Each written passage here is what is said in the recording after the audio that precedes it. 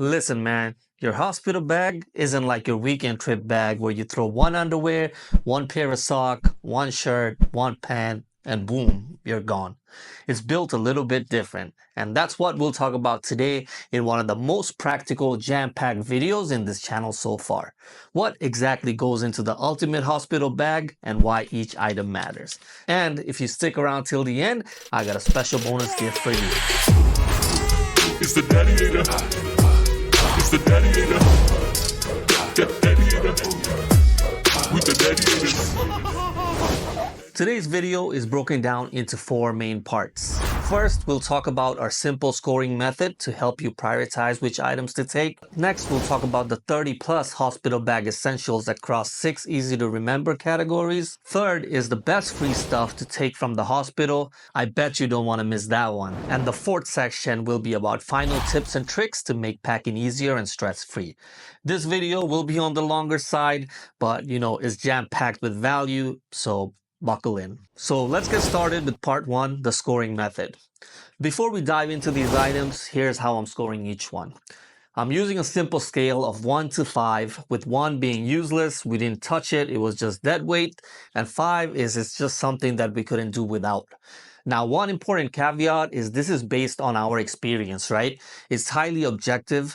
Your preference, your hospital setup, your partner's need, they all might be different. So take my scores with a grain of salt, but at the very least, this will give you a helpful roadmap to decide what you might want to pack and put things into your radar that you might have not thought about.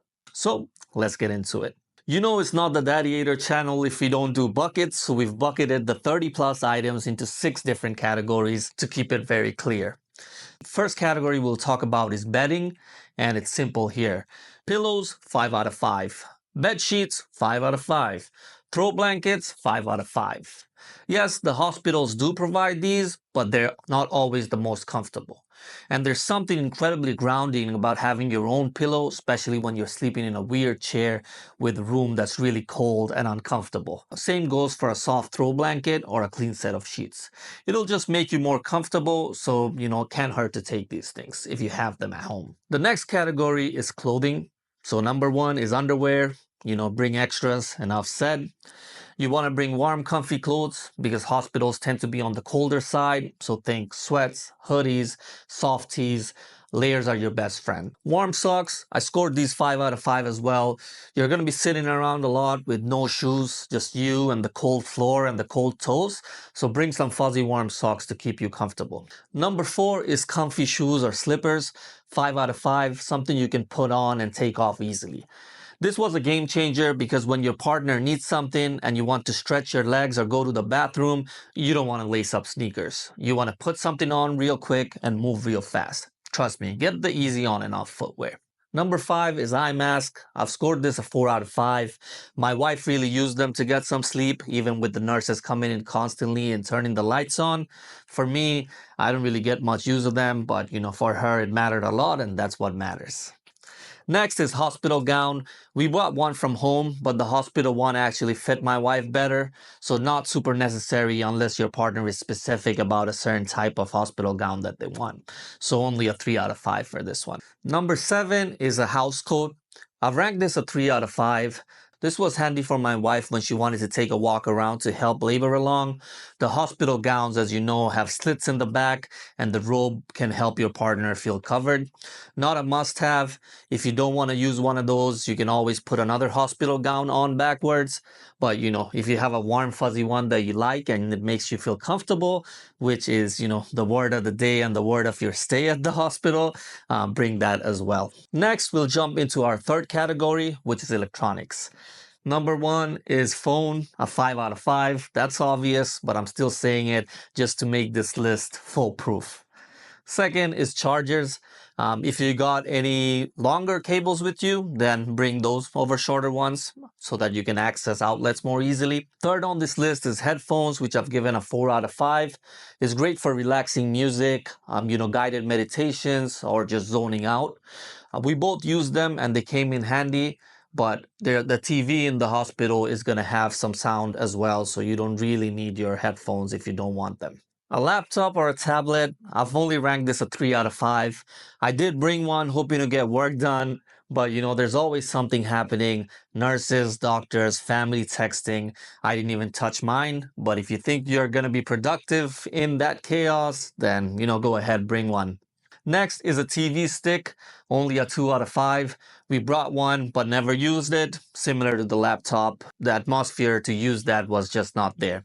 6 is extension cord. Some say it's a must. You'll hear a lot about that on social media, but depending on your hospital, there may be outlets everywhere, which was in our case, so we never really needed it. Number 7 on our list is an aroma diffuser.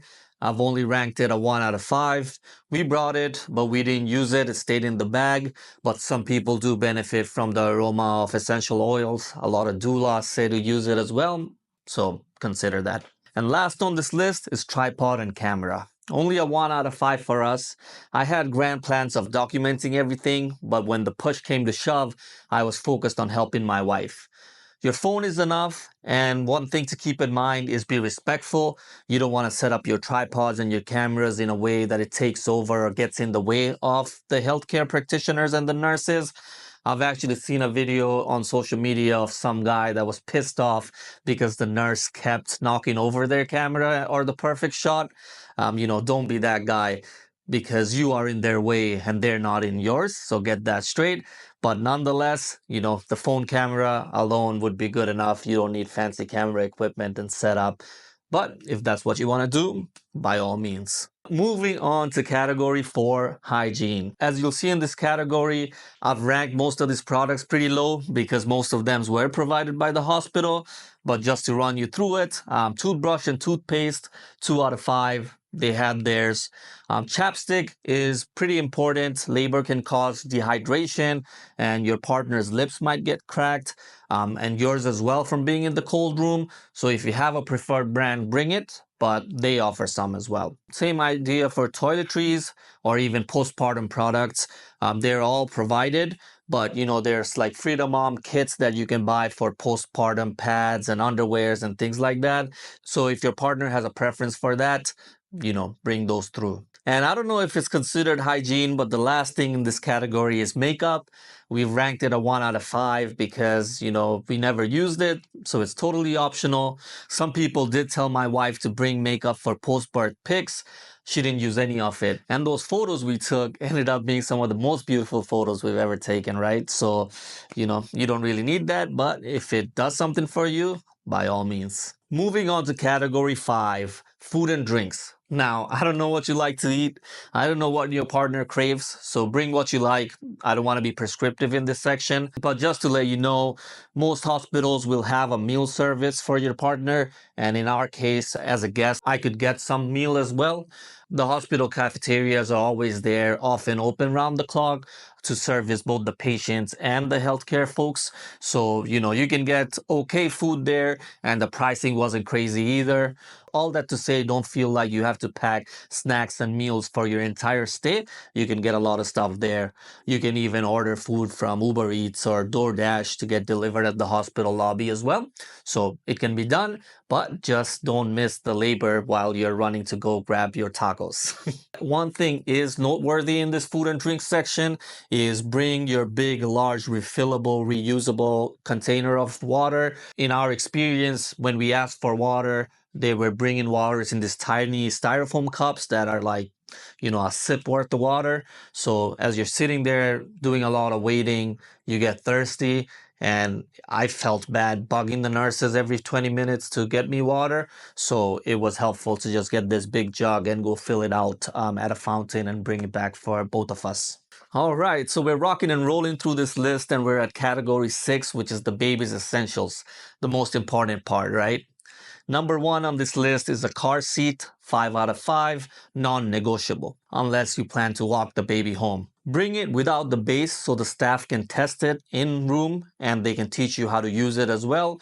Although sometimes they're not certified to do so, but nonetheless, you need to take that upstairs after the baby is born. The next item is discharge clothing, 5 out of 5. The hospital gave us swaddles and blankets and things like that.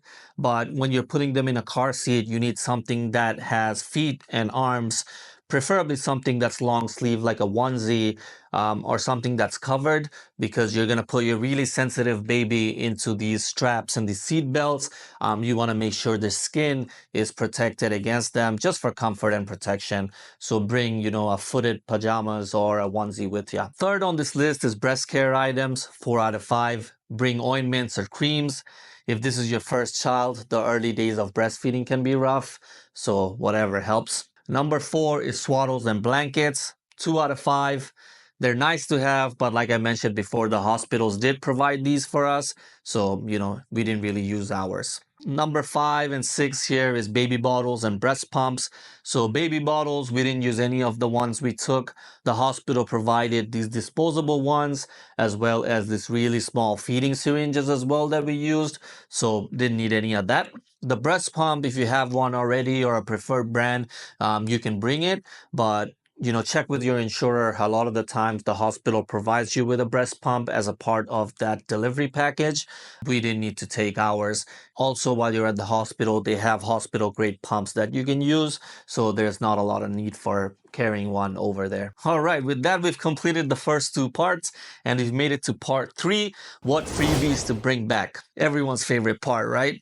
On the topic of freebies, you know what else is free? You liking this video and subscribing to my channel, only if you have found the content so far valuable. It's free to you, but life-changing for a small creator like me to get my content out there to other parents like you.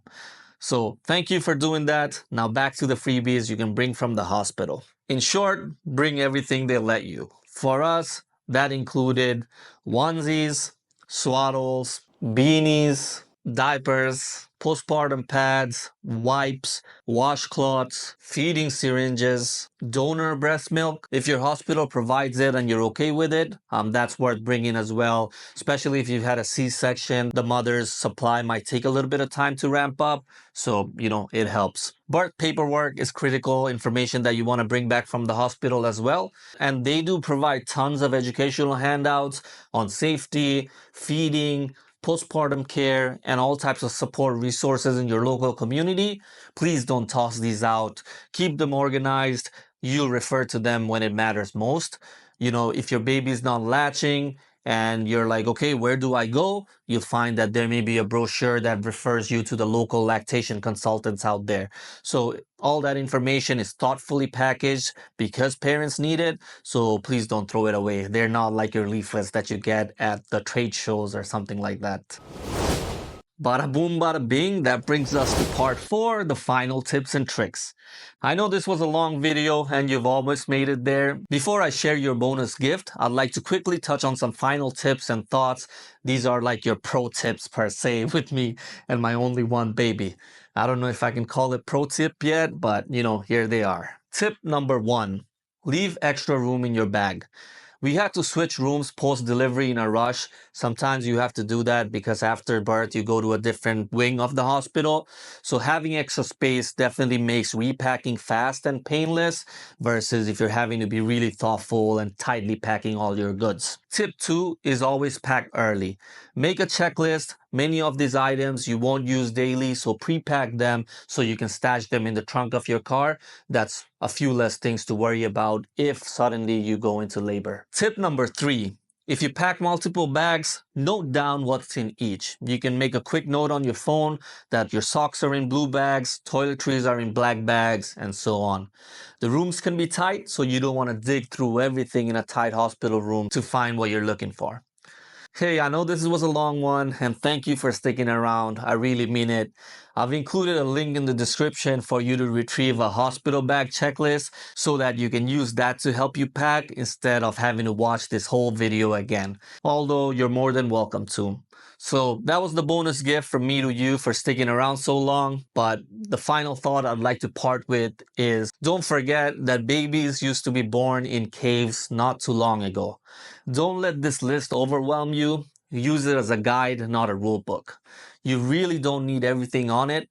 And honestly, when I was born, I bet my parents showed up with a blanket and a prayer. So you're already more prepared than you think. And the rest you figure out along the way. And hopefully this helps you kind of know what to look for along that way as well. If this video helped you, hit that like button and drop a comment on anything that I have not talked about that you think you're going to pack in your hospital bag.